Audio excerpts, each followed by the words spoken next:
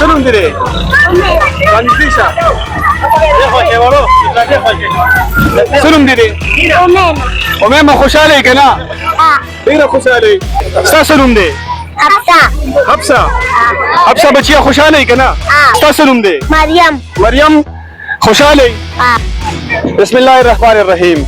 د خیبر ترجمان ټلویزیون قدرمنو کتونکو السلام علیکم. سنګرخان ما د وړوکي اختر اولنۍ ورځ ده، اولنۍ شیبې دي. ولاړې ما په شب قدر کې اختر دی، ټالونه دي او میلې دي. په یو میله کې ودرېدلمه، ګورم چې میلو په یو وخت کې زمونږ د اخترونو چې به کومه ښکلا جوړوله چې هغه ښکلا اوس په دې میلو کې شته یا نشته. هغه ماشومان هغه خوندونه د دې نه اخلي که نه اخلي. په یو میله کې ولاړ یم، ما سره دا ملګری ولاړ دی، د دې نه معلومات کوو. ګرانه اول خو دې اختر ډېر ډېر مبارک شه، خوشحاله شي.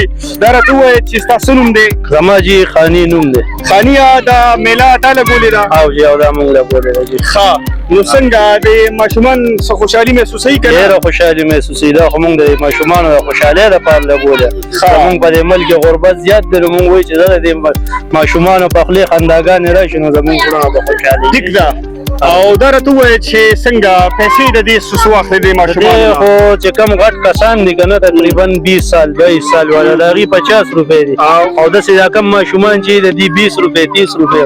ټیک ده. او جي نو 20 هم زما خیال د ډېرې دي، خو واړه واړه ماشومان دي. ښه جي، بس داسې پکې ځینې راشي جي چې هغې پکې ورم نه کېږي. نه وایه چې ماشومان کوم وي چې د چا وس نه کېږي، داسې غریبانان شته. بلکل جي، بلکل. نو هغه خو بلکل هغوی د خو 1 روپۍ هم ماخله، ځکه چې د ټولو حق جوړېږي چې د هر ماشوم د اختر د خوشحالۍ د یو څو لمحې انجوای کړي، د دې نه خوندونه واخلي.